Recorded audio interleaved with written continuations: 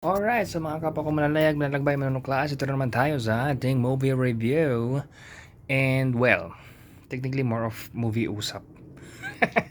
Pero yun, mapapansin nyo na karamihan, di ba na karamihan, pero halos na napapanood ko movie, kung hindi love story, something to do with history, or something to do with real life, something to do with detective, or something to do with comics. And actually, halos gano'n din naman lahat. Or something na talagang sosyo, ba talaga ba sosyo? Basta yun. So, today, isa sa movie ni Poirot. Tama ba yung pagkakapronounce ko? Basta isang detective na French. Yun yung pinakabagong movie nila, yung Hunting Venice. That's what I watched. And yeah, let's make this review quick. Something na nagustuhan ko is yung acting ng mga characters, yung acting ng mga actors and actresses. Something na isa ko pang nagustuhan yung gamit ng cinematography. Sobrang ganda ng cinematography. Yung isang part doon na ginamit yung camera as yung mata o POV nung main character.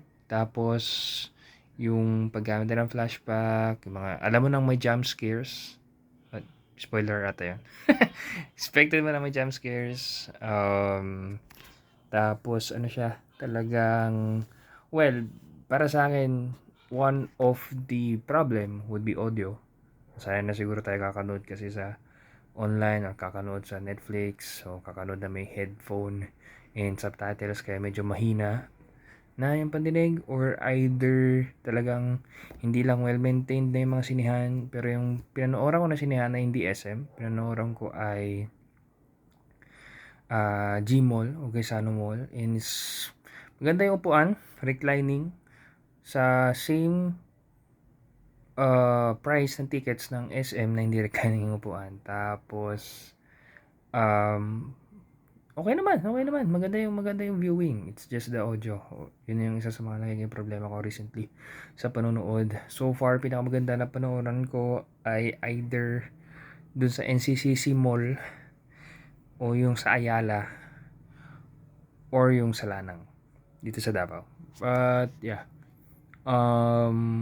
yung story medyo siyempre sa mga detective movies talagang story based siya. Parang yung mga ibang movies na talaga story based, kailangan mo pakinggan, kailangan mo pakinig. Tapos andun din yung basta masyadong malinya yung mga movie pero yun kasi yung gamit ng cinematography doon eh. Yes, okay, heavy dialogue pero they use cinematography para yung attention mo hindi mawala. Talagang titignan mo kasi yung basta maganda yung gamit ng cinematography niya, yung tipong paglipat ng camera sa kausap niya. Hindi ka malilito kung sino yung tinutukoy niya, kung sino yung ah, spotlight at the moment. Tapos ganoon din na ganoon kasi sa mga detective films eh. Pag nanonood ako, gustong-gusto ko yung dulo. Kasi naipaliwanag, ba't nangyari o saan umikot. So, para sa akin, isang magandang detective film would be able to explain well kung paano talaga nangyari lahat. Yung connect. Yan. Kasi merong iba na by dialogue, ang ganda ng pagka-connect. Pero yung flashback o yung cinematography, how they use yung editing to tell the story. Medyo doon, medyo doon hindi okay. Pero yung Glass Onion, itong Hunting in Venice, meron pa isa eh. Kalimutan ko na isa. Enola Holmes. They are somewhat kind of good in terms of sa mga flashbacks. And eventually, the end of mga around bago mag-Christmas, we will do top 5 kung hindi top 10, top 5 na mga movies sa lahat na napanood ko. Sa napanood ko lang ha. Sa napanood ko lang. May mga movies kasi akong hindi napanood. Gagawin natin na top 5. Tapos yun. Is Hunting Heaven is something I would suggest people to watch. Una sa lahat, pag hindi ka matatakotin, yung pag-usapan natin yan.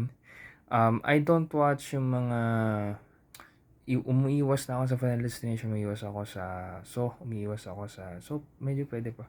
Umiiwas ako sa Conjuring, Insidious, Nun, lalo na yung mga occult, yung may mga demon whatsoever. Kasi those kinds of horror are something, lalo na merong specific na film, nakalimutan ko na yung title, specific na film that they allowed or they forced their actors to use real black magic. And medyo delikado siya, yun naman sasabi ko.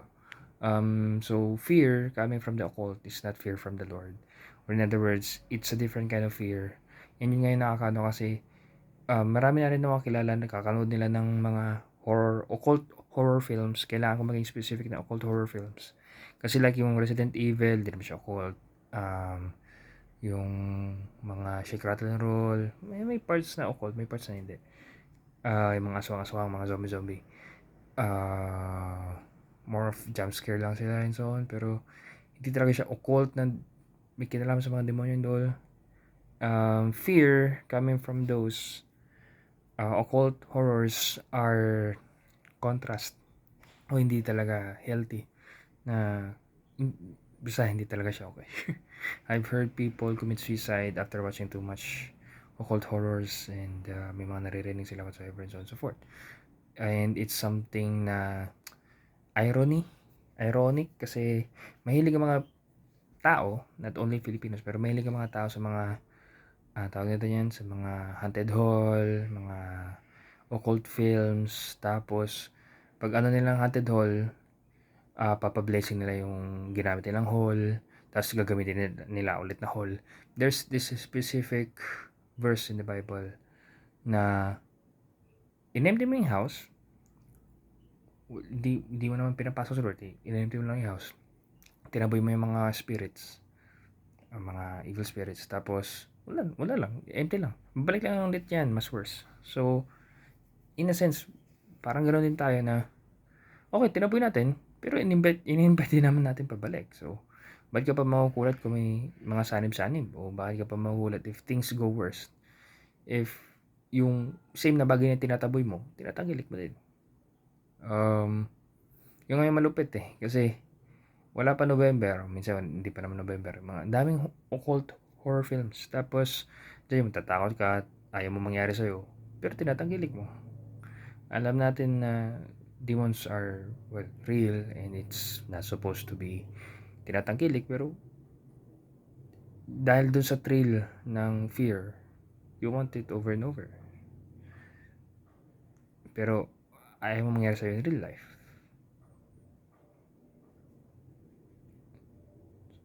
Kasi in a sense parang safe siya, gusto mo maranasan pero safe, not really. Yun lang.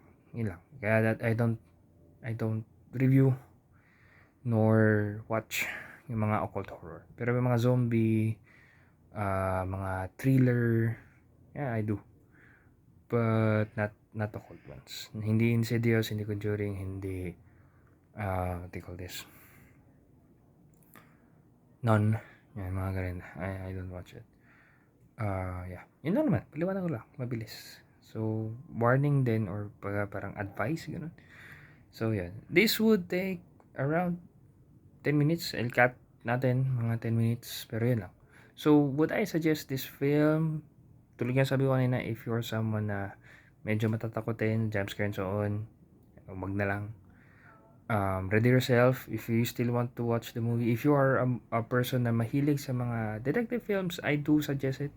If kaya mong i-tolerate yung ma-dialogue na parts in which they tried their best naman na to use cinematography to make you concentrate or hindi mawala ng attention dun sa film. And also, saludo ako sa mga gumagawa ng mga sa mga detective film, mga socio-political mga films, kasi talagang inutakan nila yung pagsulat ng dialogue.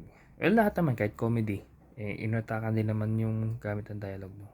Liban lang sa mga ibang mainstream na pilit na talaga yung comedy. Pero there's that intelligence side of the comedy kasi hindi rin biro magpatawa.